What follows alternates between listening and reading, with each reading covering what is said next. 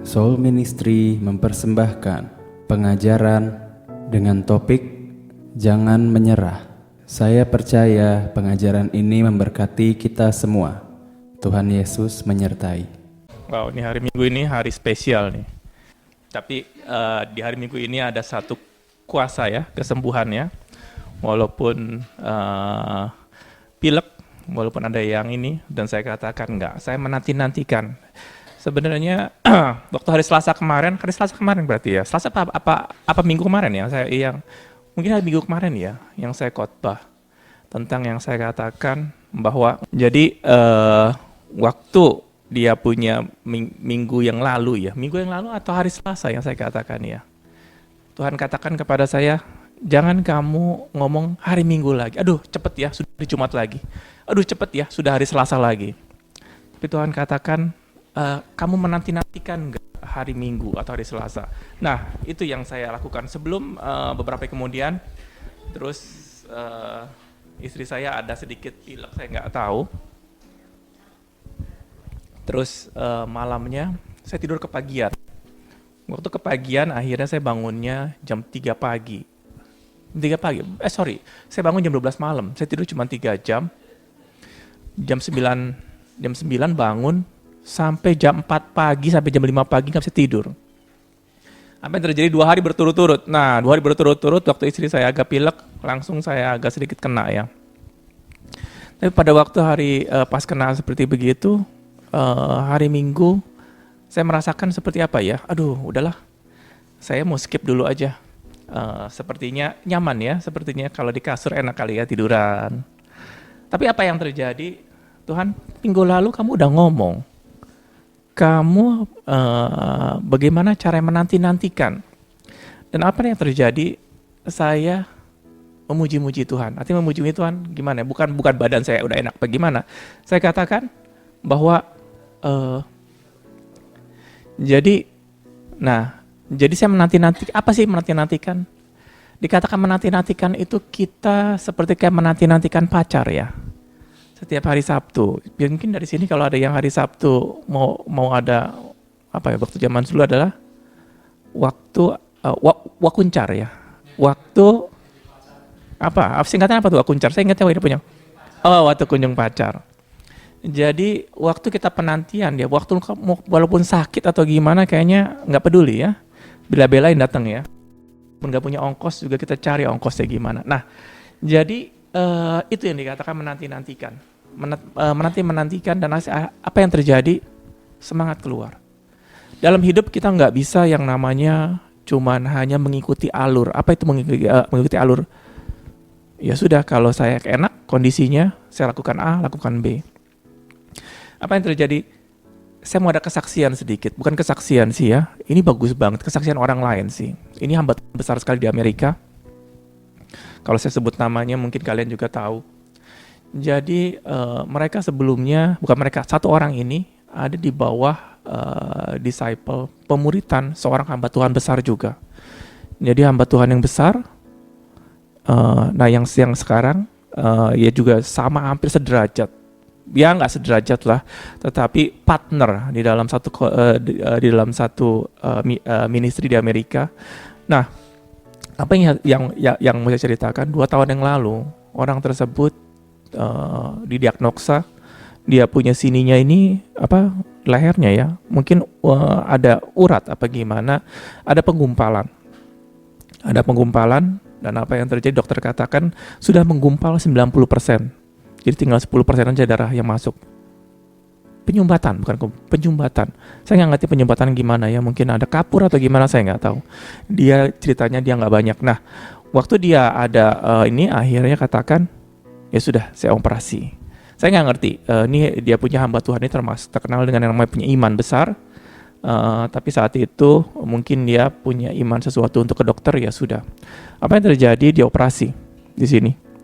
Waktu dia operasi berhasil, bisa dikorek semuanya, dia punya penyumbatannya, tetapi ada sebagian kecil dari benda yang menyumbat itu lari ke otak dia sebelah kiri kali ya.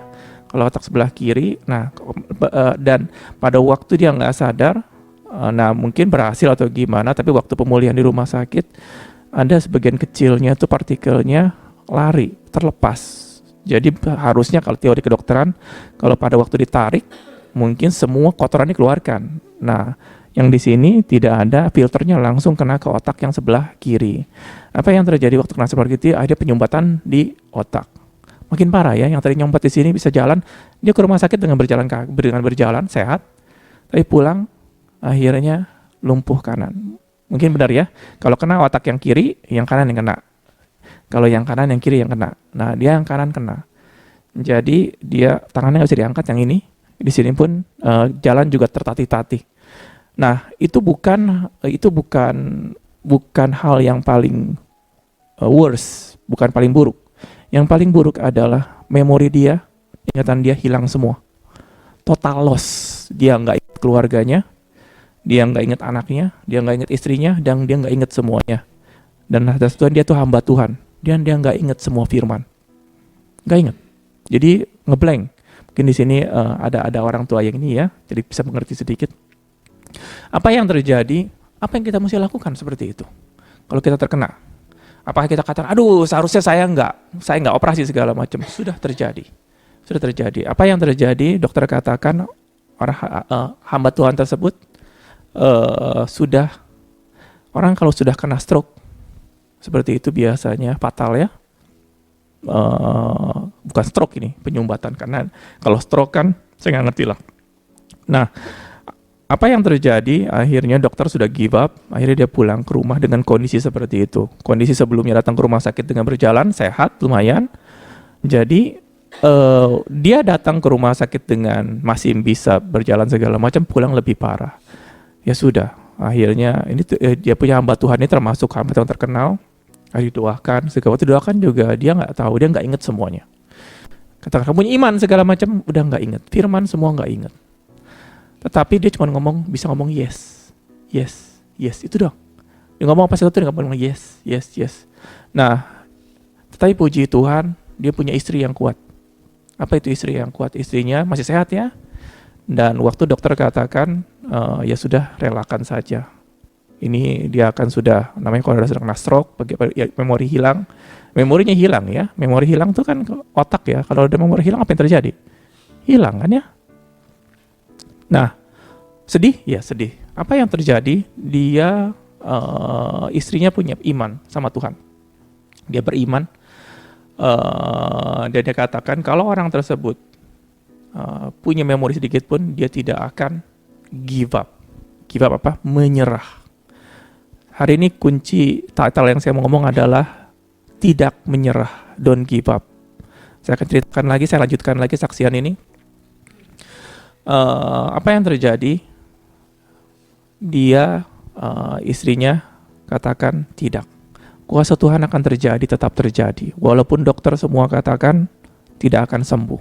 Nah, sebelum akan lanjutkan lagi. Kita punya iman, nggak bisa cuman pada waktu kasus besar baru kita beriman, nggak bisa. Karena setiap perkara kecil, setiap perkara besar, kita nggak bisa melompat dari sini ke sana, dari sini ke sini. Kita nggak bisa melompat ke sana kalau kita nggak pernah melompat ke depan dulu, 1 langkah 2 langkah. Dan singkat cerita, orang tersebut dipapah segala macam sama istrinya. Dan orang tersebut suka sekali dulunya itu sebelum jadi hamba Tuhan, dia suka betulin motor antik. Dan sampai hari ini pun dia koleksi motor antik, Harley Davidson yang antik-antik aja lah. Akhirnya dia ngomong dia mau lihat motor, gitu, mungkin kepikiran motor sedikit. Akhirnya ya, waktu dia buka motor aja, starter dia nggak ngerti gimana starternya, nggak ngerti. Waktu starter dia nggak ngerti. Tapi saya juga bingung, kenapa tiba-tiba dia ingat berbahasa roh. Luar biasa ya. Kita memori semua hilang, tapi Tuhan ingatkan satu, berbahasa roh. Luar biasa loh. Tuhan gak ingatkan ada perkataan seseorang atau firman yang banyak segala macam. Tuhan ingatkan berbahasa roh. Wow, luar biasa. Kalau Tuhan udah kasih berbahasa roh, itu luar biasa. Kenapa ya? Suatu powerful sekali. Apa yang terjadi? Dia bisa berbahasa roh. Apakah dia cuma mumbling?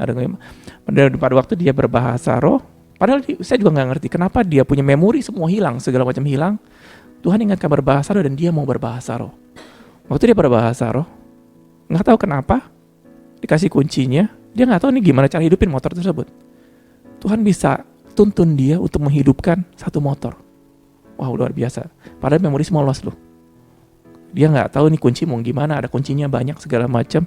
Tiba-tiba bisa satu motor berjalan. Di dalam gudang dia itu ada kurang lebih banyak sekali motor dan mobil-mobil antik. Satu persatu dinyalain. Bisa nyala. Sampai semuanya itu penuh dengan asap knalpot. Nyalain semua. Siapa dari sini kalau misalnya di rumah itu nyalain mesin, motor, mobil, tahan satu biji? Nggak tahan kali ya. Ini jalanin semua. Udah nggak mati, syukur dia orang ini. Apa yang terjadi? Dia bisa nyalakan semuanya. Waktu bisa nyalakan semua, betul dia nyalakan masih pakai tangan kiri. Tangan kanan ini yang begini. Jadi kalau misalnya dia lepas, tangan kanan pak begitu. Karena udah nggak punya tenaga, udah lepas. Nah setelah dia nyala semua, tati, akhirnya dia kembali lagi kepada istrinya untuk mengembalikan kuncinya. Karena udah matiin segala macam. Waktu mengembalikan kuncinya, waktu dia kembalikan kuncinya, tiba-tiba anaknya melihat, papi, tangan papi sudah sembuh. Kenapa? Dia nggak sadar yang tadinya ngasih ke kunci pakai tangan kiri, dia ngasih pakai tangan kanan. Wow, luar biasa. Detik itu juga. Nah, waktu dikasih seperti itu, luar biasa ya, sembuh total. Dalam waktu 3 minggu, semua memori dia kembali.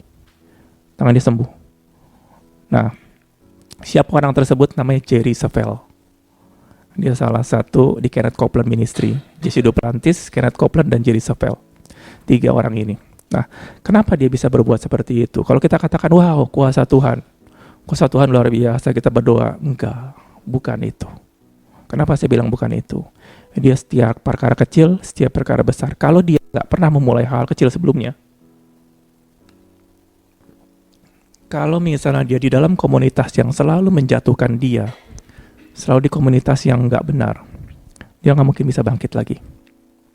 Karena kenapa?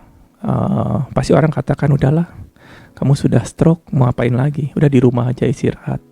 Tidak ada yang mendukung, tidak segala macam. Tetapi karena 3 orang yang 3 serangkai ini luar biasa, dia saling mendoakan.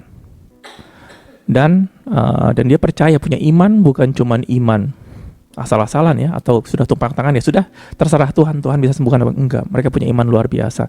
Saya kasih lagi kesaksian lagi, kenapa orang si Jerry Savelle ini bisa seperti itu. Hari ini saya mau ada kesaksian orang tersebut ya, biar kita belajar sesuatu. Dia ini dimulai bukan dengan orang yang luar biasa dalam Tuhan, enggak. Dia belajar pertama kali mendengar Kenneth Copeland di dalam satu ministry. Nah, pada waktu dia di dalam seminar, seminar, dia ini masih muda ya. Dia punya anak waktu itu masih bayi perempuan. Berarti dia masih muda karena dia punya bayi. Nah, apa yang terjadi? Bayi dititipkan di tempat, karena dia waktu seminar banyak sekali yang datang. Ada yang namanya child care kali ya, penitipan anak atau bayi. Apa yang terjadi? Bayinya dia tersebut nggak tahu kenapa terjadi kejadian gimana sih, dia ceritakan jarinya putus 2 biji, putus bayi ya. Siapa di sini kalau orang tua kita titipkan bayi segala macam, pas kembali ada penuh darah segala macam, tangannya putus, marah, ngamuk pasti. Dan yang lebih-lebih adalah kita tinggalkan semuanya. Kita bereskan anak kita. Apa yang terjadi? Waktu pas kebetulan si Jerry Savelle ini mungkin duduk di depan atau bagaimana, karena pas udah dikembalikan anaknya tuh berteriak sekencang-kencangnya. Namanya anak kecil kalau sakit gitu, semua pada dengar. Sudah darah kemana-mana. Ya pastilah ya, karena diputus pasti darah kemana-mana. Nah, apa yang terjadi? Kenneth Copeland turun. Kenneth Copeland tidak kebingungan. Aduh gimana enggak. Dia langsung tumpang tangan ke orang tersebut. Hai Jerry, saya perintahkan, bukan kalau kita kan menyatu lagi, enggak. Dia cuma perintahkan sakit, kau stop. Hai anak, berhenti menangis. Detik itu juga anak itu berhenti menangis. Ada di pangkuannya Jerry Savelle. Luar biasa. Siapa bayi di sini kalau misalnya lagi sesuatu bisa berhenti? Jerry Savelle amazed saat itu. Waktu dia punya amazed, karena Copeland waktu lagi jadi seperti itu biasanya kalau kita hamba Tuhan, udah kita tinggalkan semua, kita urusin ini ya. Yang lebih penting. Dia enggak, dia tinggalkan, dia khotbah lagi. Saya harus bereskan khotbah saya. Setelah dia khotbah, si Jerry Savelle yang tadinya biasanya kalau kita sebagai orang yang baru memulai, kalau terkena musibah seperti ini, Tuhan kita lupakan nggak? Tuhan kita lupakan. Kita bereskan dulu anak ini karena biar cari dokter, karena 2 jari anaknya, 2 jarinya putus. Pasti kita bawa ke rumah sakit segala macam. Apa yang terjadi pada waktu seperti itu? Jerry Savelle dia kasih anaknya mungkin ke istrinya, dia dengarkan firman lagi. Wow, luar biasa.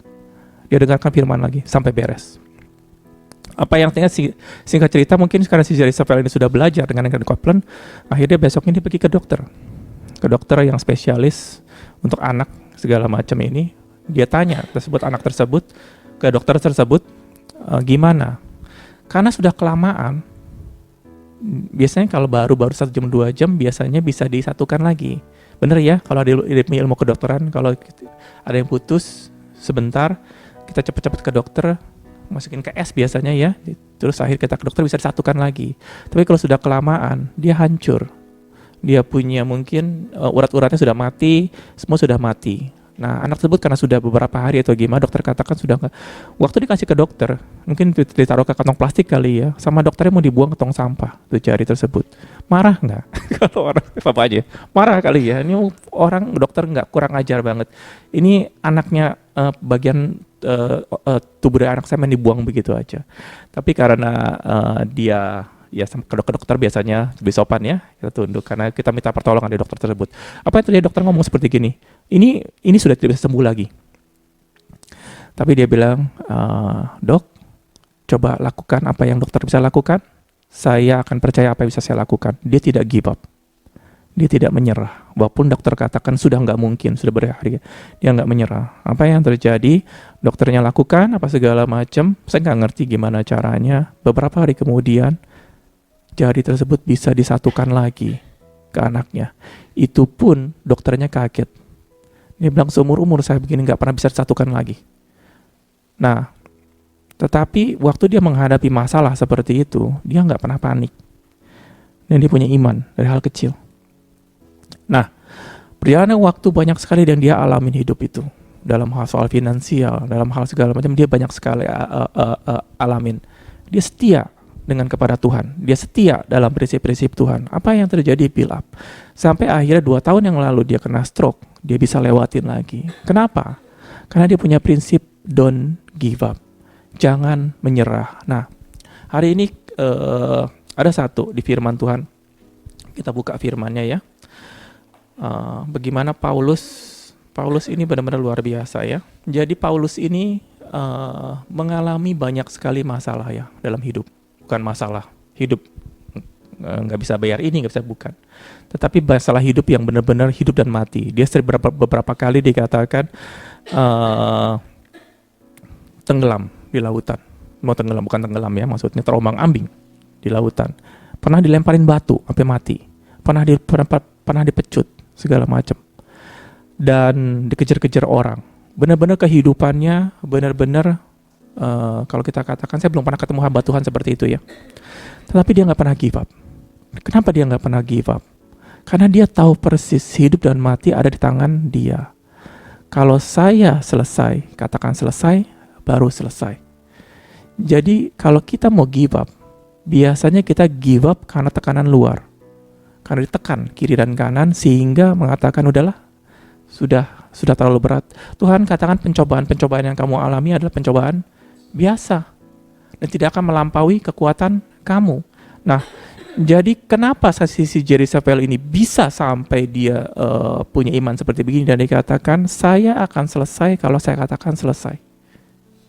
Nah, jadi kayak Paulus katakan, kapan kata-kata Paulus ini selesai? Pada waktu dia katakan aku telah menyelesaikan tugas.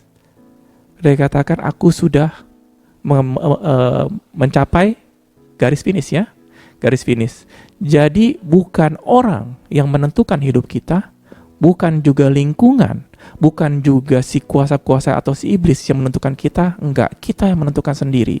Nah, jadi si Jerry Savelle karena dia tahu sudah diajarkan seperti begitu dan dia tidak give up. Dia enggak give up sedikit pun walaupun dia sudah hilang memori segala macam. Tidak. Kalau sebelum aku tidak katakan selesai, enggak.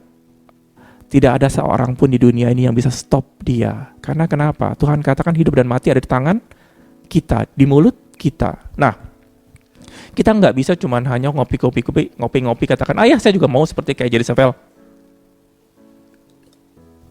Kalau dia diurapi Tuhan, saya juga diurapi Tuhan. Kalau dia bisa sembuh, saya juga bisa sembuh. Nggak bisa. Nggak bisa. Kenapa saya bilang nggak bisa? Dia udah punya iman terlatih. Kalau kita tidak pernah melatih iman kita, pada waktu ada kejadian besar, apa yang terjadi? Kita pasti kolaps. Kita pasti kolaps dan kita akan kalau bahasa Indonesia ini terpogoh-pogoh ya. Dalam kita melalui masalah tersebut. Tapi kalau kita sudah persiapkan dalam arti waktu kecil kita tahu cara menyelesaikannya. Waktu ada perkara lebih besar lagi kita tahu cara menyelesaikan. Terus menerus pada waktu ada masalah besar kita akan melewati. Nah, artinya adalah hari ini tentang jangan give up ini penting sekali. Orang dunia, perbedaan kita dengan orang dunia adalah sama. Dalam hal hidup, mereka makan nasi, kita makan nasi ya. Siapa di sini cuma makan batu atau bisa makan besi? Enggak ya. Mereka makan nasi, kita pun makan nasi. Mereka minum, kita pun minum. Mereka bisa bekerja, kita pun bekerja. Mereka punya waktu 24 jam, kita pun sama punya waktu 24 jam. Hanya yang membedakan orang dunia dengan kita mempunyai pengharapan yang pasti. Orang dunia tidak punya pengharapan. Jadi, orang dunia tetap mengajarkan yang namanya positive thinking, mengajarkan yang namanya what doesn't kill you make you stronger ya bahasa Inggrisnya ya. Ada yang pernah tahu nggak tuh? What doesn't kill you make you stronger. Apa yang tidak bisa membunuh kamu bisa menyebabkan kamu menjadi kuat. Benar ya? Kalau kita kemana terus berantem segala macam nggak mati, besok kita pasti harusnya lebih kuat seharusnya. Itu prinsip dunia. Dia dikatakan bahwa kita nggak boleh give up segala macam dalam masalah. Tapi orang dunia nggak bisa. Kenapa saya bilang nggak bisa? Cuma tertentu aja. Mereka bisa mengalami, mereka bisa menyelesaikan hidup. Waktu ada punya masalah mereka bisa selesaikan. Tapi mereka adalah satu poin. Mereka akan kolaps. Karena mereka berharap kepada diri sendiri. Berharap kepada kemampuan diri sendiri. Yang saya ajarkan bukannya positive thinking. Oh saya kuat, saya bisa kuat. Enggak. Yang saya ajarkan adalah kita punya pengharapan yang pasti kepada Tuhan Yesus. Kenapa kita nggak give up? Karena Tuhan katakan kalau aku menyuruh kamu pergi ke suatu tempat, kamu akan pasti sampai dan kembali. Tuhan katakan aku telah menempatkan kamu untuk pergi. Dan kamu untuk berbuah dan kamu akan kembali. Jadi artinya kita punya pengharapan bahwa Tuhan akan bantu saya untuk menyelesaikan. Saya percaya waktu Tuhan katakan A, Tuhan akan bereskan. Jadi bukan karena kemampuan diri sendiri, bukan karena kalau Tuhan bantu dia, Tuhan bantu saya. Enggak. Kita punya pengharapan benar-benar pasti Tuhan udah ngomong A, pasti beres. Di situ. Yang jadi problem adalah kita dengar nggak Tuhan ngomong A. Itu yang jadi problem. Kenapa? Untuk kita bisa mendengar Tuhan ngomong H, kita perlu yang namanya kuping ini diperingan ya, kalau bahasa Indonesianya. Apa itu kalau diperingan? Apa cincinnya dihilangkan? Bukan.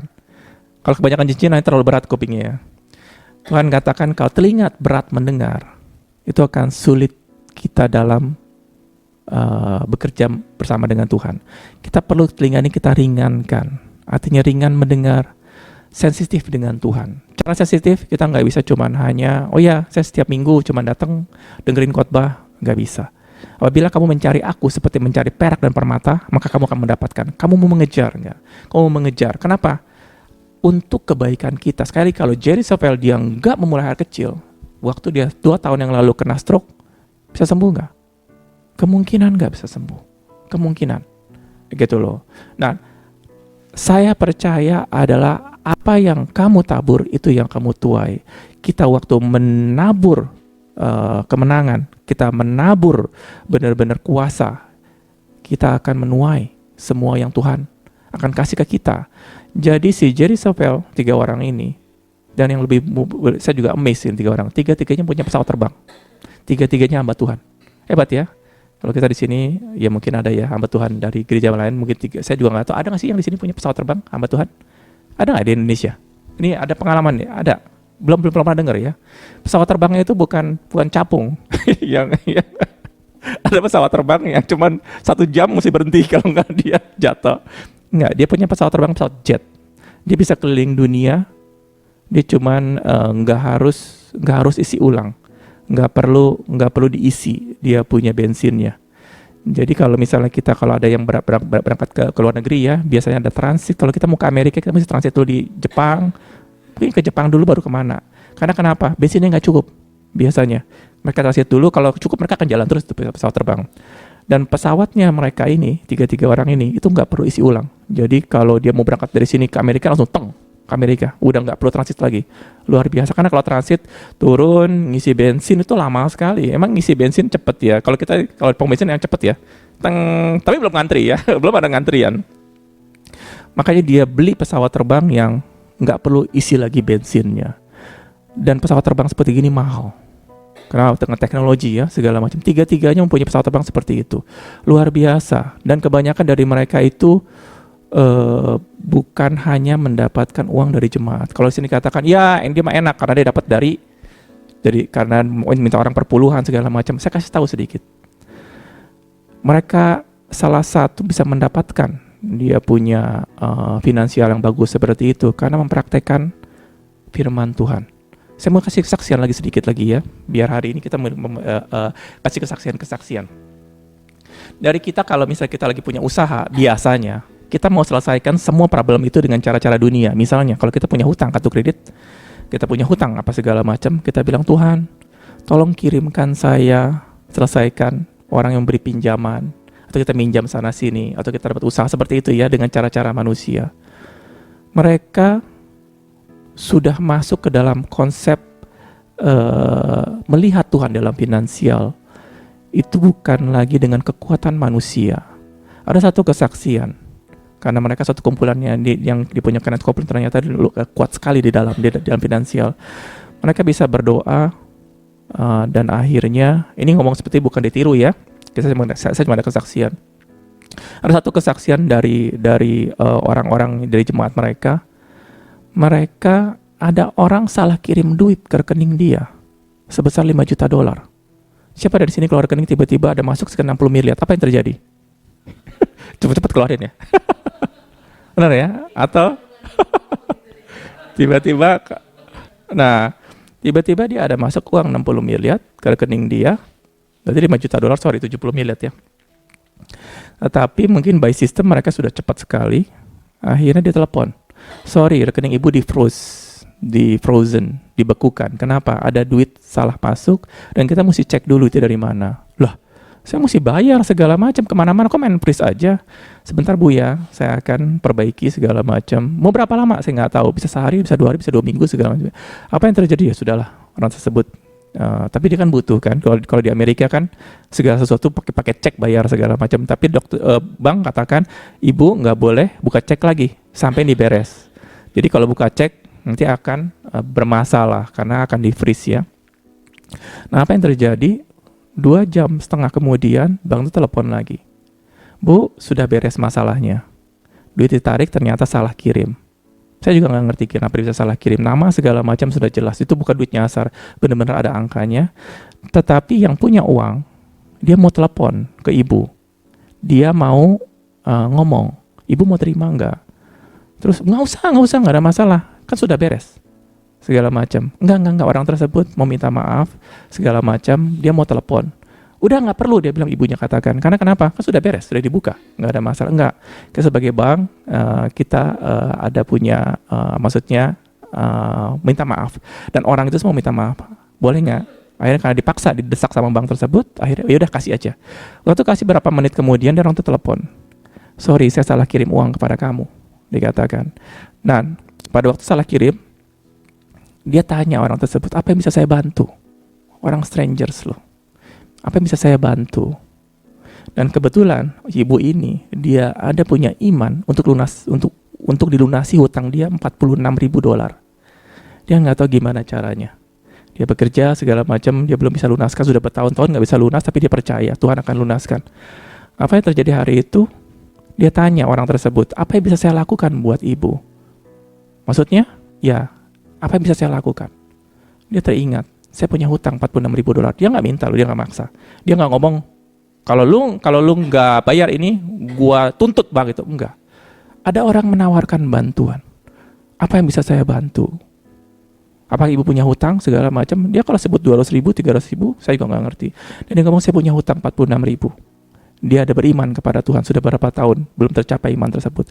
Hari itu juga orang tersebut kirim 46.000. Luar biasa. Nah, dia punya sistem, dia punya cara-cara ini. Itu adalah bukan gitu, tepang tangan, enggak. Setiap perkara kecil, setiap perkara besar. Nah, ini baru salah satu dari kesaksian.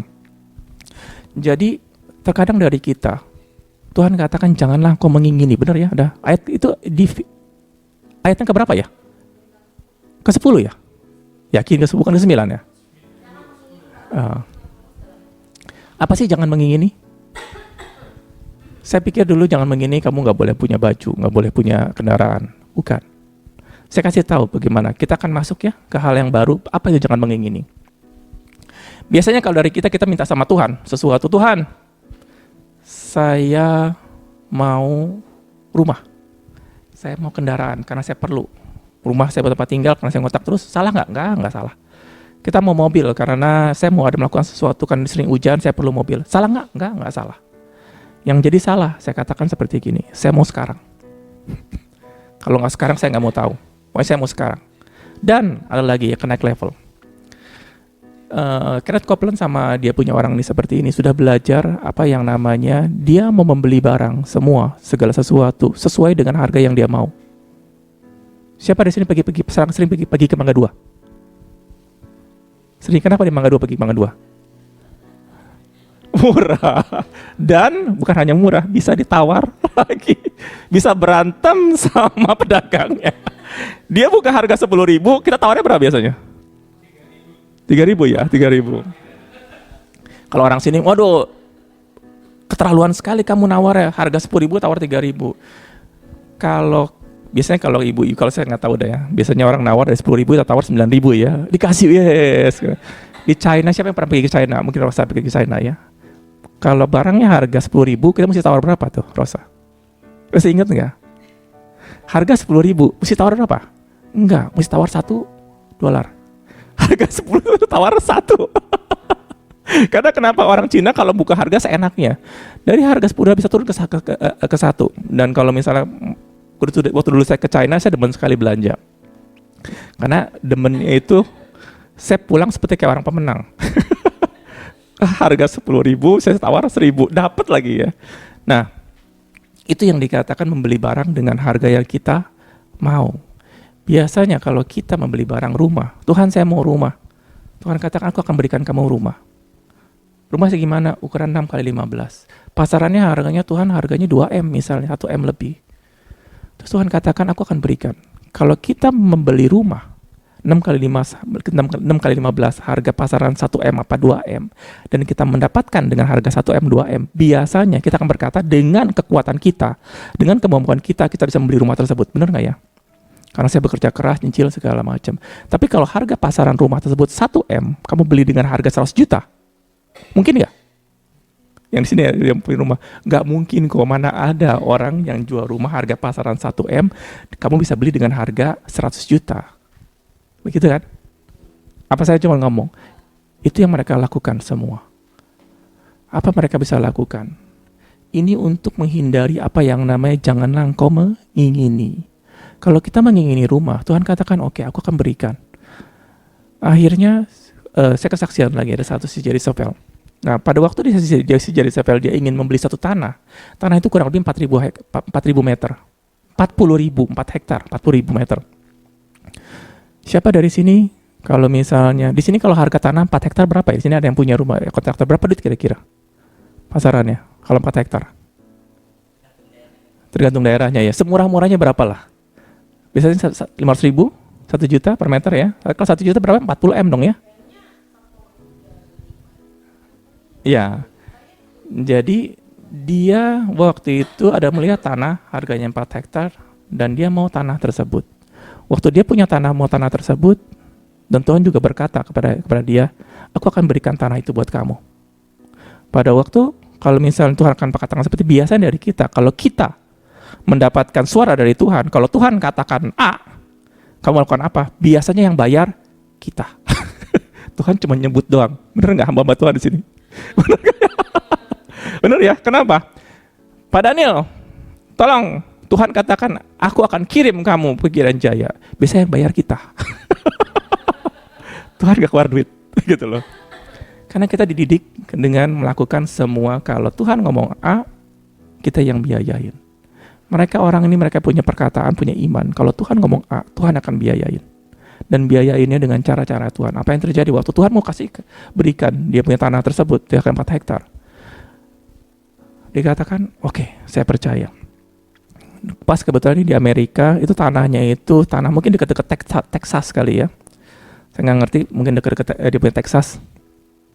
Harga tanah tersebut pasarannya itu kurang lebih 1,2 juta dolar, bisa sampai 2 juta dolar. 24 miliar. 28 miliar. Pasarannya seperti begitu, 4 hektar tersebut. Apa yang terjadi? Tuhan, saya mau tanah tersebut.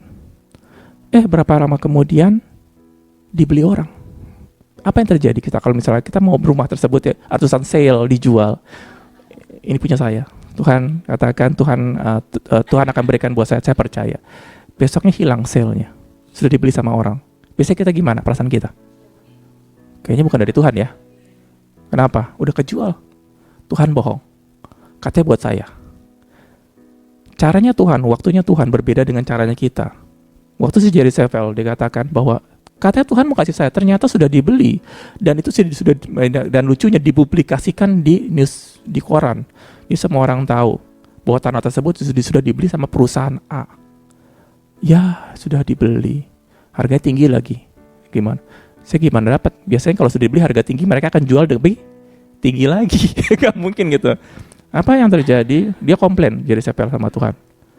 Tuhan sudah dibeli sama orang tersebut. Saya gimana dong segala macam. Tuhan katakan seperti gini.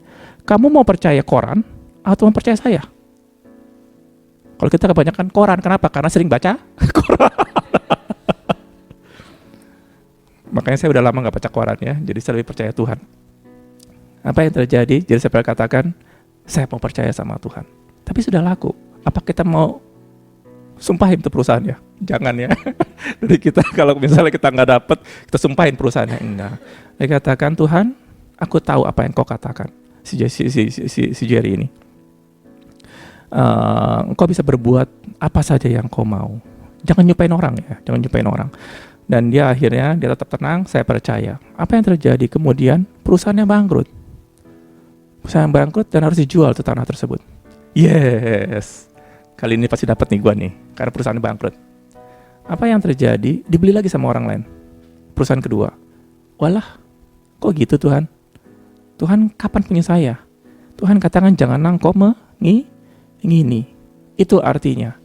Pada waktu kita mengingini, kapan Tuhan? Kapan Tuhan? Tuhan kapan Tuhan? Kapan Tuhan? Kamu mengingini. Kita akan melakukan dengan cara-cara kita, sama seperti Abraham waktu mengingini anak. Dia katakan, Tuhan kapan anak? Tuhan kapan anak? Akhirnya dia pakai cara Ismail. Yang harusnya menunggu caranya Ishak, dia memakai cara Ismail, yaitu dengan kekuatan sendiri. Tapi Ishak adalah dengan caranya iman. Nah, apa yang terjadi waktu kedua?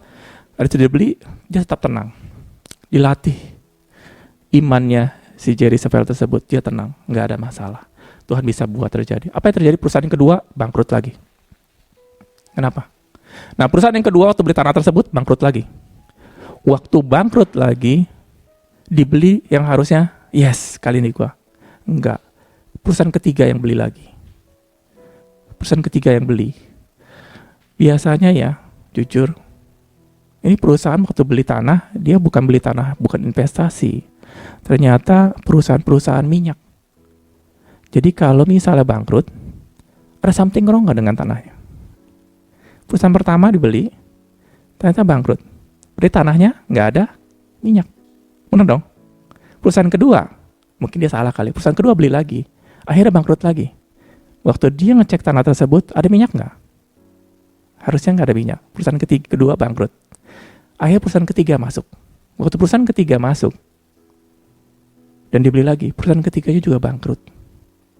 Pasti dia ngecek lagi tanah tersebut. Kalau sudah 3 kali orang ngecek yang nggak benar, kita waktu ditawarkan sesuatu mau beli nggak?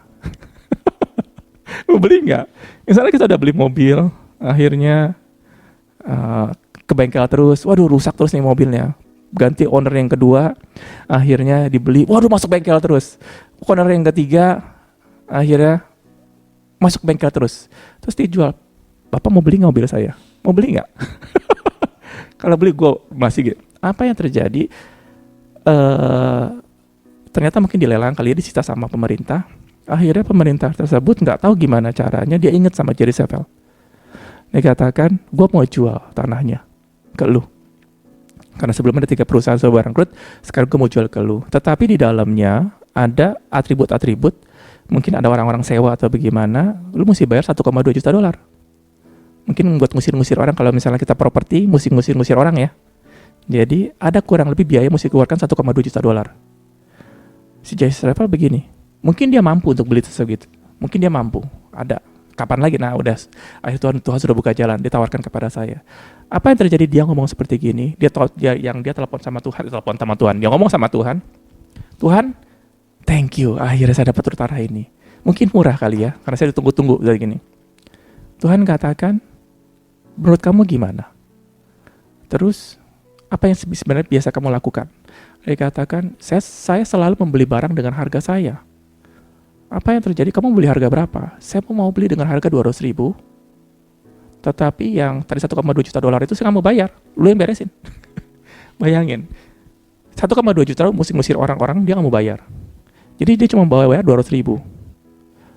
Terus sama di dalam tanah tersebut, kalau ada apapun, nah kalau dalam tanah itu Tuhan ngomong, kamu harus bikin surat sama pemerintah tersebut, dia dengar surat Tuhan surat Tuhan, harus ngambil hak mineral di bawah tanah tersebut. Di Indonesia itu nggak boleh.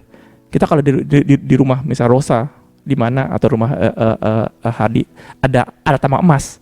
Hadi katakan, yes, saya jadi orang kaya tambang emas. Nggak bisa. Itu harus diserahkan kepada pemerintah. Loh kok begitu? Peraturannya seperti di Indonesia. Jadi kalau mau rubah sama Indonesia, sama pemerintah. Kalau di Amerika enggak. Kalau di Amerika, kalau kita title tersebut sudah ada dan kita minta ke pemerintah dari awal, apapun yang ada di bawah tanah tersebut milik orang tersebut. Dan apa yang terjadi? Tapi Tuhan, yang pertama udah ngecek nggak ada minyak. Buat apa saya minta? Tuhan katakan minta. Akhirnya, oke, saya akan mintakan.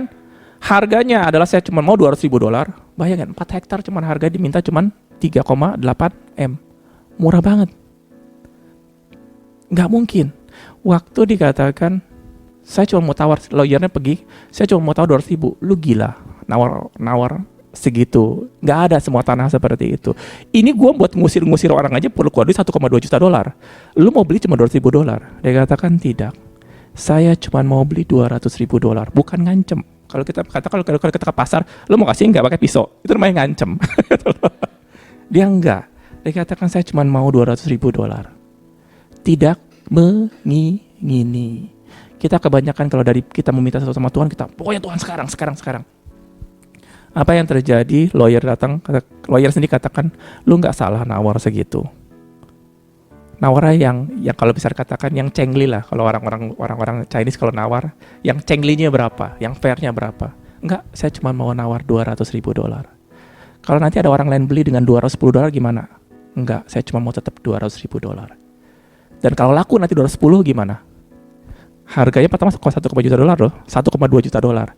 Kita tetap tahan 200.000, ternyata ada orang mau beli di 210.000 dolar. Nyesel nggak kita? Nyesel ya biasanya. Tapi dia katakan enggak. Aku percaya kalau Tuhan katakan kamu mau harga berapa, saya akan lakukan dengan harga yang saya mau. Tetap dia dengan harga 200.000 dolar. Apa yang terjadi? Saya nggak tahu dia punya proses seperti apa. Akhirnya dia dapat dengan harga 200.000 dolar.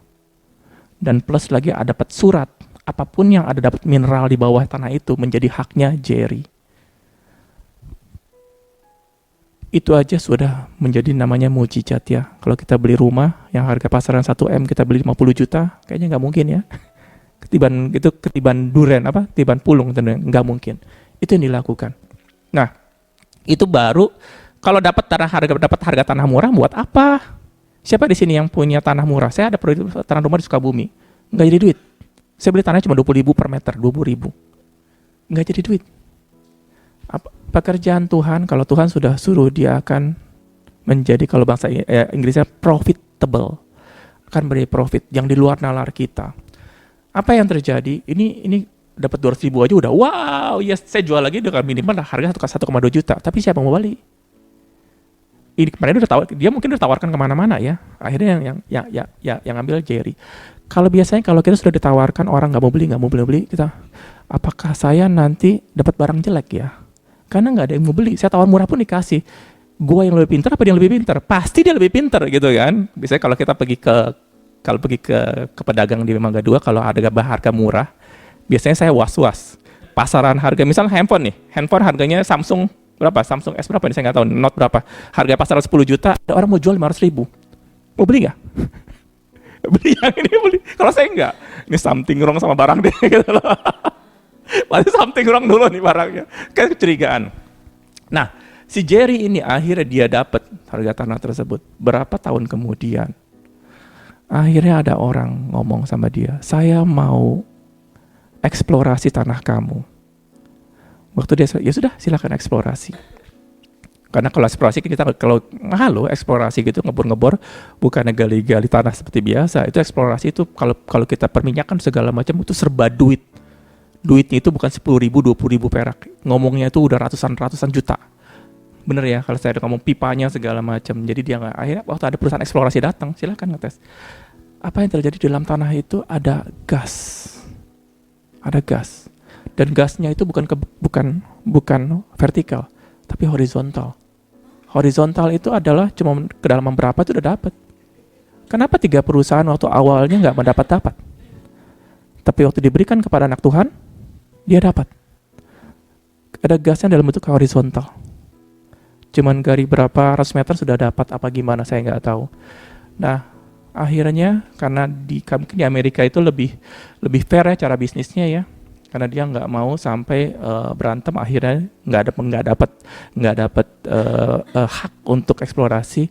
Akhirnya dia buka, dia minimal si Jerry dapat $5 juta dari kasus itu. Padahal dibeli cuma 200 ribu.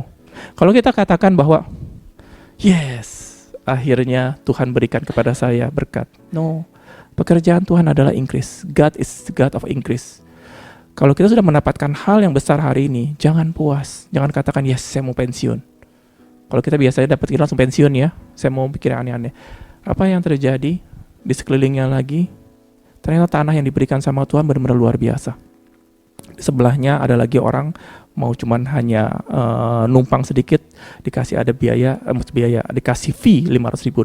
Sampai yang terakhir adalah ada orang yang mau develop tanah dia, cuma ngambil sedikit doang, mungkin 4 hektar besar kali ya, cuma sedikit. Orang tersebut berani bayar $1,5 juta. Tanah bukan semua loh, cuma sebagian kecil aja. Itu bukan 20 tahun kemudian, beberapa tahun kemudian. Nah, cara-cara seperti ini itu di luar nalar.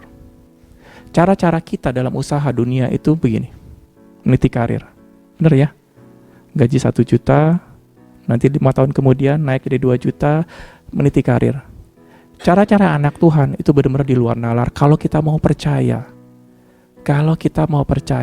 Nah, yang jadi masalahnya adalah kita datang kepada Tuhan dengan mengingini. Apa itu mengingini? Harus dapat hari ini. Tuhan, gue punya keperluan sekarang. Tuhan mesti beresin segala macam. Cara-cara seperti ini nggak bisa ikut dengan caranya Tuhan. Caranya Tuhan adalah, kamu mau sabar nggak? Kamu mau diem nggak? Kamu mau don't give up nggak? Setiap kali kita percaya akan janji Tuhan, ada iblis yang datang. Akan menghancurkan janji Tuhan dalam hidup kita. Untuk gimana caranya? Gampang. Untuk kita give up. Untuk kita menyerah. Untuk kita nggak melakukannya lagi. Itu caranya iblis. Caranya iblis itu bukan matiin kita. Tapi katakan, kamu mesti stop. Tapi kalau kita nggak stop, kita akan mendapatkan namanya janji Tuhan. Nah, kalau katakan, kok itu mah cuman hoki aja dia dapat. Enggak. Ini tiga-tiganya Kenneth Copeland, jadi Sepel sama si jadi seperti tiga-tiganya sering kali melakukan hal seperti itu. Ada yang nggak kesaksian Ando Omek? Yang tiba-tiba Tuhan katakan kepada dia, keluarkan uangmu dari saham. Semua jual, lagi naik, harga saham lagi naik. Tuhan katakan keluarkan. Loh, lagi naik Tuhan, kok dijual? Siapa di sini kalau yang sering main saham ya? Atau rumahnya tiba-tiba yang punya rumah di mana harga lagi naik. Mau dijual nggak? Enggak. Kenapa? Ini pasti naik terus. Ngapain gue jual? Dan baru naik. Biasanya kita enggak deh, pasti naik. Pas bener lagi nggak butuh duit lagi ya. Biasanya kalau butuh ngapain gue jual? Tuhan katakan kepada si Andrew Mac, jual. Kepada kepada Jamie, jual. Karena Jamie sensitif dengan Tuhan. Ya sudah, kita jual. Taruh di tempat instrumen keuangan yang bunganya paling kecil. Saat itu bonds. Kalau kita jadi orang-orang bisnis, nggak mau untungnya kecil, pasti untungnya besar. Tapi dia mendengar suara Tuhan, dia taruh di sana. Beberapa bulan kemudian, tiba-tiba ada subprime mortgage di Amerika jatuh. Peng. Semua harga rumah jatuh, harga saham semua jatuh. Tapi dia sudah keluarkan uang tersebut, sahamnya. Ditaruh di dalam bentuk uang cash. Setelah itu jatuh, tunggu sebentar, berapa kemudian, akhirnya dia beli lagi saham. Yang orang lain punya saham dia jatuh, dia naik 60% saham tersebut. Gimana cara? Ini cara-caranya Tuhan. Kita kebanyakan dari kita hanya memakai cara-cara dunia, yaitu ya bisa dikatakan meniti karir. Nah, tapi untuk masuk ke dalam cara Tuhan ini, nggak bisa kita hanya mau. Oh ya, saya mau. Oh iya, keren juga ya. Enggak bisa. Kita perlu ada yang mendisiplinkan diri. Ada cara-cara setiap perkara kecil, setiap perkara besar. Mungkin nanti hari Selasa kita akan masuk lagi. Soalnya kalau ngomong duit kayaknya paling senang semua ya. Dan 3 orang ini, 3 hamba Tuhan ini dua-duanya punya pesawat terbang. Kalau beli pesawat terbang, itu punya keuangan pasti berlebih. Bos-bos yang saya ketemu aja, saya ada ketemu bos-bos, cuma baru 1 yang punya pesawat terbang. Yang lain nggak ada punya pesawat. Bener ya? Siapa di sini ya? Karena ketemu teman, doain saya punya pesawat terbang ya. Nah, artinya kalau sudah punya pesawat terbang itu luar biasa. Kayaknya luar biasa. Dan dia bukan meminta-minta orang caranya. Enggak. Ada prinsip-prinsip yang kita mau lakukan. Kita mau diberkati benar-benar. Ada satu Andomek dia pernah ngomong, kalau kamu belum diberkati, kalau kamu belum malu dengan berkat, dengan kebaikan yang Tuhan sudah kasih kepada kamu belum merasakan kebaikan Tuhan. Kamu harus bisa merasa malu menerima kebaikan tersebut. Apa itu malu? Hari Selasa nanti kita bahas lagi ya.